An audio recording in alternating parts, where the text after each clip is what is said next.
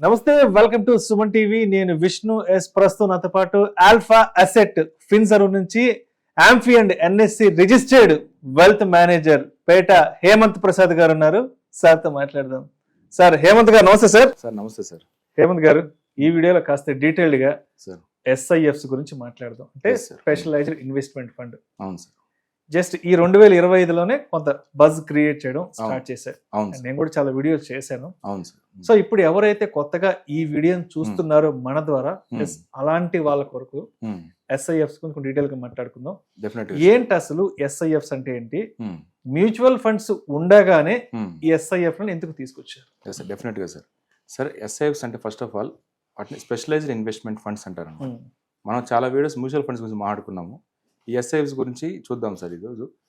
SIFs అంటే ఇప్పుడు మనకి సెబీ ఇంట్రడ్యూస్ అయిన న్యూ అసెట్ క్లాస్ అనమాట. ఇది సెబీ రీసెంట్గానే February 2025లో మనకి లాంచ్ చేసిన న్యూ అసెట్ క్లాస్ ఇది. ఇప్పుడు ఆల్రెడీ రెగ్యులర్ మ్యూచువల్ ఫండ్స్ ఉండగా మనకి మళ్ళీ ఈ సెబీ అనేది SIFs ఎందుకు తీసుకొచ్చిందంటే, ఇప్పుడు ఒక ఎగ్జాంపుల్ చూద్దాం సార్. ఇప్పుడు ఒక 40,000 యావరేజ్గా ఎర్న్ చేసే ఒక పర్సన్ ఉన్నాడు. అతను జనరల్గా ఏం చేస్తాడు, ఒక 5,000 SIP అట్లా చేస్తూ ఉంటాడు. ఇంకొక పర్సన్ ఉన్నాడు సార్ మనకి, అతని క్వార్టర్లో ఎర్నింగ్ ఉంటుంది అతనికి. అతను 1 crore ఇన్వెస్ట్ చేయడం అనేది చాలా నార్మల్ మ్యాటర్ అనమాట. అతనుకున్న ఆ 1 crore ఇన్వెస్ట్ చేసే వ్యక్తికి ఎలాంటి ఆప్షన్స్ ఉండొచ్చు? ఒకటి PMS అంటాం, పోర్ట్ఫోలియో మేనేజ్మెంట్ సర్వీసెస్ అంటారు. దానికి మినిమం ఇన్వెస్ట్మెంట్ 50 lakhs ఉండాలి. ఇంకొక ఇన్వెస్ట్మెంట్ ఆప్షన్ ఉంది సార్ 1 crore పర్సన్కి, AIF అంటారు, ఆల్టర్నేటివ్ ఇన్వెస్ట్మెంట్స్ ఫండ్. దాని మినిమం 1 crore ఉండాలి. సో ఆ లార్జ్ మొత్తంలో ఇన్వెస్ట్ చేసే అతనికి కొన్ని ఎక్స్ట్రా అడిషనల్ ఇన్వెస్ట్మెంట్ ఆప్షన్స్ అనేవి ఉన్నాయి మ్యూచువల్ ఫండ్స్ కాకుండా. సో ఈ 40,000 పర్సన్కి 5,000 SIP అతను నార్మల్ రెగ్యులర్గా చేస్తూ వెళ్ళిపోతుంటాడు. ఈ 1 crore ఇన్వెస్ట్ చేసే వ్యక్తికి, ఈ 5,000 ఇన్వెస్ట్ చేసే వ్యక్తికి మధ్యలో ఇంకొక పర్సన్ ఉంటాడు సార్. అతను యావరేజ్గా 15 to 20 lakhs పెట్టుకొని ఉంటాడు. అతనికి ఏంటంటే ఇది పెద్ద అమౌంట్ కదా, ఇంకేదన్నా మ్యూచువల్ ఫండ్స్ కాకుండా ఇంకేదన్నా మనకి మంచి రిటర్న్స్ ఇచ్చే అసెట్ క్లాస్ ఏమైనా ఉందా, రొటీన్ మ్యూచువల్ ఫండ్స్ అయినా, ఇంకేదైనా లంసమ్ ఇన్వెస్ట్మెంట్ కాకుండా ఇంకేదైనా కొత్త ఇన్వెస్ట్మెంట్ రెవెన్యూ చూద్దామన్న వాళ్ళు అనుకుంటారు సార్. జనరల్ ఏంటంటే అతనికి ఉన్న ఆప్షన్ ఏంటంటే 20 lakhs ఆ పర్సన్ కి అతను either lump sum investment through STP కానీ STP లేకుండా కానీ లంసమ్ ఇన్వెస్ట్మెంట్ తప్ప వేరే ఆప్షన్ లేదు. సో దీన్ని సెబీ అబ్జర్వ్ చేసి ఈ 40,000 SIP చేసే వ్యక్తికి, ఈ 1 crore ఇన్వెస్ట్ చేసే వ్యక్తికి, వీళ్ళిద్దరి మధ్యలో ఉన్న గ్యాప్ ని ఫిల్ చేసేదానికి SIF అనే ప్రోడక్ట్ ని న్యూ అసెట్ క్లాస్ ని ఇంట్రడ్యూస్ చేసింది అనమాట. ఈ SIFs అనేది ఏంటంటే వీటికి minimum 10 lakhs investment ticket size పెట్టింది సార్. Minimum 10 lakhs. అంటే ఏంది ఈ మ్యూచువల్ ఫండ్స్ కి SIFs ఉన్న డిఫరెన్స్ ఏంది అని మనం కానీ డిఫరెన్స్ కానీ చూస్తే, దీంట్లో ఒక పాయింట్, కొత్త పాయింట్ తీసుకొచ్చింది సార్ సెబీ అనేది. ఈ SIFs ని మేనేజ్ చేసే ఫండ్ మేనేజర్ ఎవరైతే ఉన్నారో వాళ్ళకి ఈ అన్హెడ్జ్డ్ షార్ట్ పొజిషన్స్ అనేవి తీసుకోవడానికి పర్మిషన్ ఇచ్చింది అనమాట. వేరేజ్ మనకి మ్యూచువల్ ఫండ్స్ లో ఆ పర్మిషన్ లేదు. మ్యూచువల్ ఫండ్స్ అనేది ఓన్లీ లాంగ్ ఫండ్స్ అంటారు మనం, ఓన్లీ లాంగ్ ఫండ్స్. SIFs అనేది లాంగ్ షార్ట్ ఫండ్స్ అంటారు సార్. ఈ షార్ట్ అనే పదం కొత్తది అనమాట ఈ SIF కాన్సెప్ట్ లో. ఇప్పుడు మనం చూస్తే ఈ అన్హెడ్జ్డ్ షార్ట్ పొజిషన్స్ ఏంది అంటే అసలు ఏంది అది, దాని మ్యాటర్ అంతా మనకి అర్థమయ్యేలా మాట్లాడుకోవాలంటే, ఇప్పుడు వేరే మ్యూచువల్ ఫండ్స్లో ఏంటంటే మనకి మార్కెట్ పెరిగినప్పుడే మన పోర్ట్ఫోలియో వాల్యూ అనేది గ్రీన్లో ఉంటుంది సార్. మార్కెట్ రేంజ్ బౌండ్ ఒక రేంజ్లో ఉన్నప్పుడు, లేదా మార్కెట్ పడిపోతున్నప్పుడు బేర్ మార్కెట్లో మ్యూచువల్ ఫండ్ పోర్ట్ఫోలియో అనేది ఆబ్వియస్గా రెడ్ అయిపోతుంది. మరి ఈ స్పెషలైజ్డ్ ఇన్వెస్ట్మెంట్ ఫండ్లో ఏంది ఆ స్పెషాలిటీ ఏంటంటే, ఈ ఫండ్ మేనేజర్కి up to 25% exposure of the portfolio value, 25% exposure అనేది సెబీ అలో చేసింది. దీనివల్ల మనకు క్రియేట్ అయ్యే అడ్వాంటేజ్ ఏంటంటే, ఇన్వెస్టర్కి ఒకవేళ in case range bound market recent టైమ్స్లో మనకి September 2024 నుంచి March 2025 వరకు మనకి లాస్ట్ 2 quarters నుంచి మార్కెట్ రేంజ్ బౌండ్లో అటు ఇటు ఒకే రేంజ్లో ఉంటుంది సార్. నిఫ్టీ కూడా మీరు అబ్జర్వ్ చేస్తే, అట్లాంటప్పుడు మనకి మార్కెట్ పోర్ట్ఫోలియో అనేది అండర్ పర్ఫామ్ చేయకుండా అవుట్ పర్ఫామ్ చేసే ఛాన్స్ ఉంటుంది. Suppose regular mutual fund portfolio కానీ మీరు తీసుకుంటే, suppose in case market 5% down అయింది అనుకోండి సార్, రెగ్యులర్ మ్యూచువల్ ఫండ్ అనేది అండర్ పర్ఫామ్ చేసింది, 5% డౌన్ అవుతుంది.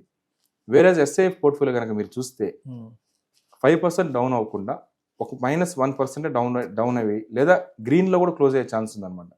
ఇది ఎలా పాసిబుల్ అవుతుంది? మార్కెట్ పడితే SIF కూడా పడాలి కదా. ఎందుకు అట్లా అంటే, దీంట్లో ఉన్న main factor unhedged derivatives short exposure మనకి సెబీ పర్మిట్ చేసిన దానివల్ల ఫండ్ మేనేజర్ చేసే స్ట్రాటజీస్ ద్వారా మన పోర్ట్ఫోలియో అనేది అవుట్ పర్ఫామ్ చేసే ఛాన్స్ ఉంటుంది. అది సార్ దానికి మెయిన్ డిఫరెన్స్ ఏంటంటే, ఈ అన్హెడ్జ్డ్ షార్ట్ పొజిషన్స్ తీసుకునే అవకాశం సెబీ పర్మిట్ చేసింది కాబట్టి ఇది దీంట్లో మెయిన్ క్రూషియల్ ఫ్యాక్టర్ అండి. ఇప్పుడు ఎస్ఐఎఫ్స్ మేనేజ్ చేస్తున్న ఈ Hmm. ఫండ్ మేనేజర్స్ ఎవరైతే ఉన్నారో Hmm. సో వీళ్ళకి సెబీ వైపు నుంచి Hmm. ఎటువంటి రూల్స్ అండ్ రెస్ట్రిక్షన్స్ ఉంటాయి అండ్ సెబీ వైపు నుంచి ఎటువంటి మానిటరింగ్ ఉంటుంది అసలు? డెఫినెట్ గా సార్. ఇప్పుడు ఒక ఫండ్ మేనేజర్ అనే వ్యక్తి ఎస్ఐ అన్హెడ్జ్ షార్ట్ పొజిషన్స్ పర్మిట్ చేసినంత మాత్రాన అతని ఇష్ట ప్రకారం అతను ఎట్లా అమౌంట్ ఎలా పడితే అలా షార్ట్ పొజిషన్స్ తీసుకునే ఛాన్స్ లేదనమాట. Strict rules and regulations SEBI అనేది ఫ్రేమ్ వర్క్ చేసింది sir.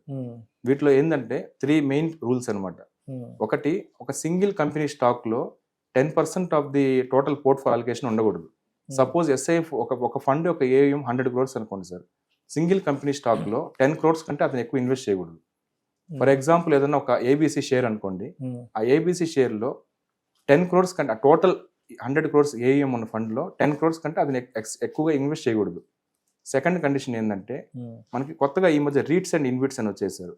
Real estate investment funds and InvITs infrastructure investment trust అని చెప్పి వచ్చాయి. వాటిల్లో కూడా మనకి దీంట్లో ఎస్ఐఎఫ్స్ అనే దాంట్లో ఉందన్నమాట. మనకి వాటిలో కూడా ఎక్స్పోజర్ ఉంది. వాటిల్లో వచ్చి టోటల్ పోర్ట్ఫోలియో సైజులో 20% కంటే ఎక్కువ ఎక్సీడ్ అవ్వకూడదు అనమాట. రీట్స్ అండ్ ఇన్విట్స్ లో 20% కంటే ఎక్కువ మనం ఇన్వెస్ట్ చేయకూడదు ఫండ్ మేనేజర్ వ్యక్తి. మూడోది ఆబ్వియస్ గా మనం మాట్లాడుకున్నాం sir, up to 25% derivatives exposure unhedged short positions ఒక ఫండ్ మేనేజర్ అనేది తీసుకోవచ్చు. ఈ 3 conditions with strict and rule regulations fund manager అనేది రన్ చేస్తూ ఉంటాడు ఫండ్ ని. అట్లా సార్. ఓకే. సో ఇప్పుడు ఎస్ఐఎఫ్ లో ఇన్వెస్ట్ చేసే వాళ్ళకి ఏమన్నా స్పెషల్ చార్జెస్ లేదంటే ఈ ఎక్స్పెన్స్, ఇప్పుడు మామూలుగా మ్యూచువల్ ఫండ్స్ లో ఎక్స్పెన్స్ రేషియోలు మాట్లాడుకుంటాం కదా. సో ఇప్పుడు ఎస్ఐఎఫ్ లో మనం ఇన్వెస్ట్ చేయాలంటే అంటే ఇక్కడ మనకు అదనంగా ఏమైనా చార్జెస్ ఏమన్నా ఉంటాయంటారా? చాలా మంచి క్వశ్చన్ సార్. చాలా మంది ఏమనుకుంటారంటే మా నార్మల్ మ్యూచువల్ ఫండ్స్ మనకు తెలిసిన ప్రోడక్టే కదా, దీంట్లో ఇన్వెస్ట్ చేస్తే పోద్ది, ఇది ఎందుకు కొత్త ప్రోడక్ట్, దీనికి ఏమైనా చార్జెస్ ఎక్కువ ఉంటాయేమో అనే భ్రమలో ఉంటారనమాట. అటువంటిది ఏం లేదు. మనకు మ్యూచువల్ ఫండ్స్ లో ఎలా అయితే ఎక్స్పెన్స్ రేషియో ఉంటుందో సేమ్ అదే విధంగా మనకి ఎస్ఐఎఫ్స్ లో కూడా సేమ్ అదే ఎక్స్పెన్స్ రేషియో ఉంటుంది. మ్యూచువల్ ఫండ్స్ లో మనకి అప్ టు 2.25% ఎక్స్పెన్స్ రేషియో, వేరేజ్ ఎస్ఐఎఫ్స్ కూడా అప్ టు 2.25% ఎక్స్పెన్స్ రేషియోనే ఉంటుంది. As per the AVM slab rates ప్రకారం ఫండ్ మేనేజర్ ఎక్స్పెన్స్ రేషియో అనేది డిసైడ్ చేస్తూ ఉంటుంది sir. AVM up to 100 crores ఇంత, మోర్ దెన్ 500 crores ఇంత అని చెప్పి ఒక ఎక్స్పెన్స్ రేషియో అనేది ఉంటుంది. సేమ్ మనకి వేరే మ్యూచువల్ ఫండ్స్ లో ఎట్లా అయితే మనకి ఎక్స్పెన్స్ రేషియో ఉంటుందో వెరీ సిమిలర్ టు ఎస్ఐఎఫ్స్ కూడా మనకి అదే ఎక్స్పెన్స్ రేషియో అప్లై అవుతుంది. రైట్. సో అయితే ఇప్పుడు ఎస్ఐఎఫ్ కాన్సెప్ట్ ని ఆల్మోస్ట్ 2025లో తీసుకొచ్చారు. హార్డ్లీ ఒక 6-7 months నుంచి కొంత యాక్టివ్ గా ఉన్నాయి కాబట్టి, సో అంటే ఇప్పటి వరకు యాక్టివ్ గా ఉన్న ఎస్ఐఎఫ్ ఎన్ని ఉన్నాయి, అసలు ఎన్ని రకాల ఎస్ఐఎఫ్ ప్రస్తుతానికి మార్కెట్ రన్నింగ్ లో ఉన్నాయి? అవును సార్. రీసెంట్ గా మనకు తెలిసిన popular mutual fund houses SBI mutual fund, కొత్తగా మనకు మ్యాగ్నమ్ ఎస్బీఐ మ్యూచువల్ ఫండ్ అని లాంగ్ షార్ట్ ఫండ్ అని చెప్పి తీసుకొచ్చింది. క్వాంట్ మ్యూచువల్ ఫండ్ కూడా quant equity long short fund అని ఒకటి తీసుకొచ్చింది. Quant hybrid equity long short fund అని తీసుకొచ్చింది సార్ మనకి. సో ఈ ఫండ్స్ డిఫరెంట్ ఫండ్స్ అనేది మనకు వస్తూ ఉంటాయి. ఈ మెయిన్ ఈ ఫండ్స్, ఈ మ్యూచువల్ ఫండ్ హౌసెస్ ఏదైతే ఉన్నాయో ఈ మెయిన్ గా ఎస్ఐఎఫ్స్ లో మన డిఫరెంట్ స్ట్రాటజీస్ యూజ్ చేస్తుంటాయి సార్ మనకి. ఈ 3 రకాల స్ట్రాటజీలు ఏంటంటే, ఒకటి ఈక్విటీ లాంగ్ షార్ట్ ఫండ్ అని ఒకటి ఉంటుంది, రెండోది డెట్ లాంగ్ షార్ట్ ఫండ్ అని ఒకటి ఉంటుంది, మూడోది వచ్చేసి అసెట్ అలొకేటర్ లాంగ్ షార్ట్ ఫండ్ అని 3 రకాల ఎస్ఐఎఫ్స్ ఉన్నాయి సార్ మనకి. ఈ 3 రకాల ఎస్ఐఎఫ్స్ లో వాళ్ళు తీసుకునే స్ట్రాటజీని బట్టి ఆ ఎస్ఐఎఫ్ స్ట్రాటజీ డిపెండ్ అయి ఉంటుంది అనమాట. సపోజ్ మీరు ఈక్విటీ లాంగ్ షార్ట్ ఫండ్ తీసుకొచ్చారు, ఇప్పుడు క్వాంట్ వాళ్ళు ఈక్విటీ లాంగ్ షార్ట్ ఫండ్ అని తీసుకొచ్చారు. అదేంటంటే కంప్లీట్ ఈక్విటీ మ్యూచువల్ ఫండ్ లాగే అనమాట. దాంట్లో minimum equity and equity related instruments లో మినిమం 80% ఈక్విటీ ఎక్స్పోజర్ ఉంటుంది. అదే ఫండ్ లో తర్వాత మనకి 20% ఈ రీట్స్ అండ్ ఇన్విట్స్ లో మనకి ఎక్స్పోజర్ ఉంటుంది. అప్ టు 25% డెరివేటివ్స్ ఎక్స్పోజర్ ఉంటుంది. సో వాళ్ళు ఏంటంటే ఒకవేళ సపోజ్ అండర్ పర్ఫార్మింగ్ మార్కెట్ లో కూడా ఆ ఈక్విటీ స్టాక్స్ మీద వాళ్ళు రైజింగ్ స్టాక్స్, ఆ తర్వాత ఫాలింగ్ స్టాక్స్ మీద కూడా వాళ్ళు త్రూ డెరివేటివ్స్ యూజ్ చేసుకొని ఒకవేళ మార్కెట్ పడుతున్నా కూడా రిటర్న్స్ క్యాప్చర్ చేసే అవకాశం ఉంటుంది. సో అండర్ పర్ఫార్మింగ్ మార్కెట్స్ లో మనకి అవుట్ పర్ఫార్మ్ చేసే ఛాన్స్ ఉంది సార్ మన నార్మల్ ఫండ్స్. రైట్. సో ఇప్పుడు రెగ్యులర్ పిఎంఎస్ కి ఎస్ఐఎఫ్ కి ఉన్న డిఫరెన్స్ ఏంటి? Okay sir. రెగ్యులర్ పిఎంఎస్ అంటే మనం మాట్లాడుకున్నట్టుగా పోర్ట్ఫోలియో మేనేజ్మెంట్ సర్వీసెస్. ఈ పిఎంఎస్ లో ఏంటంటే మనకి మెయిన్ డ్రాబ్యాక్ ఏంటంటే మినిమం 50 lakhs ఉండే ఆ పిఎంఎస్ తీసుకోలేరు.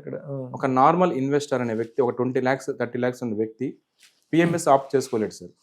వేరే ఎస్ఐఎఫ్ మ్యూచువల్ ఫండ్స్ మనం మినిమం 100-500 ఉన్నా కూడా ఇన్వెస్ట్ చేసుకోవచ్చు. ఓకే సరే, ఎస్ఐఎఫ్ ఇన్వెస్టర్ చూసుకుంటే మినిమం 10 lakhs ఉంటే అతను ఎస్ఐఎఫ్ ఆప్ట్ చేసుకోవచ్చు. దీంట్లో ఉన్న పిఎంఎస్ లో ఉన్న ఫెసిలిటీ ఏంటంటే, పిఎంఎస్ లో మనకు కస్టమైజేషన్ ఆప్షన్ ఇస్తారు సార్ వాళ్ళు. మనం ఏ స్టాక్స్ కొనాలి, మన ఏ స్టాక్స్ మనం ఎక్కువ ఎక్స్పోజర్ పెట్టాలి అనేది మనం కానీ ఫండ్ మేనేజర్ కానీ చెప్తే అతను అదే స్టాక్స్ లో దాంట్లో ఎక్స్పోజర్ పెంచే ఛాన్స్ ఉంది. దానికి అంటే కొన్ని రూల్స్ ఉన్నాయి కానీ మరి అంత ఎక్కువ రూల్స్ కస్టమైజేషన్ ఆప్షన్ ఉంది. వేరే ఎస్ఐఎఫ్ లో కస్టమైజేషన్ ఆప్షన్ లేదు. అదంతా స్ట్రాటజీ బేస్డ్ అనమాట. AMC strategy based. వాళ్ళు ఏదైతే స్ట్రాటజీ అనుకున్నారో అదే స్ట్రాటజీలో మన ఇన్వెస్టర్ ఇన్వెస్ట్ చేస్తున్నట్టు. సో దీంట్లో ఉన్న ఇంకో విషయం ఏంటంటే ఎక్స్పెన్స్ రేషియో. ఇందాక మనం మాట్లాడుకున్నట్టుగా సేమ్ ఎక్స్పెన్స్ రేషియో పిఎంఎస్లో ఎట్లా ఉంటుందంటే 2 రకాలు ఉంటుంది సార్ మనకి. Fixed, performance based. ఫిక్స్డ్ అంటే మనకి అది ఒక 1%, 2% అట్లా ఫిక్స్ చేసేస్తారు. పర్ఫార్మెన్స్ బేస్డ్ అంటే మనకి ప్రాఫిట్ షేరింగ్ ఉంటుంది అనమాట. ఏదైనా ప్రాఫిట్స్ వస్తే షేరింగ్ ఉంటుంది. సో ఓవరాల్ గా మీరు చూసుకుంటే మ్యూచువల్ ఫండ్స్ కంటే పిఎంఎస్ లో ఎక్స్పెన్స్ రేషియో అనేది ఎక్కువ ఉంటుంది. సో రిటర్న్స్ తగ్గే అవకాశం ఉంది. వేరే ఎస్ఐఎఫ్ లో చూసుకుంటే మీకు up to 2.25% same mutual funds ఎట్లానో అట్లానే మనకి వచ్చే ఛాన్స్ ఉంది అనమాట. పిఎంఎస్ నుండి మెయిన్ డ్రాబ్యాక్ ఏంటంటే ట్యాక్సేషన్ అనేది చాలా మంది అబ్జర్వ్ చేయరు. సపోజ్ పిఎంఎస్ లో ఇప్పుడు మనకి ఫండ్ మేనేజర్ మన తరపున మనం 50 lakhs మనం అప్పగిచ్చాం అనుకోండి. ఫండ్ మేనేజర్ ఏం చేస్తారంటే ఒక స్టాక్ నుంచి ఒక స్టాక్ ఎగ్జిట్ అయ్యి ప్రాఫిట్లో ఉన్న స్టాక్ ఎగ్జిట్ అయ్యి ఇంకొక స్టాక్ పర్చేజ్ చేసేటప్పుడు ఈ ఎగ్జిట్ అయిన స్టాక్ ఇతను డ్రా చేయకపోయినా కూడా పిఎంఎస్ మనీ ఇన్వెస్టర్ డ్రా చేయకపోయినా కూడా అతను క్యాపిటల్ గెయిన్స్ ట్యాక్స్ ఆ ఇయర్లో పే చేసేయాలి సార్. అతను డ్రా చేయకపోయినా కూడా మనకి ఎస్ఐఎఫ్ కానీ మ్యూచువల్ ఫండ్స్ కానీ మనం ఏంటంటే మనం రిడమ్షన్ చేసినప్పుడు మాత్రమే మనకి క్యాపిటల్ గెయిన్ ట్యాక్స్ అనేది పడుతుంది.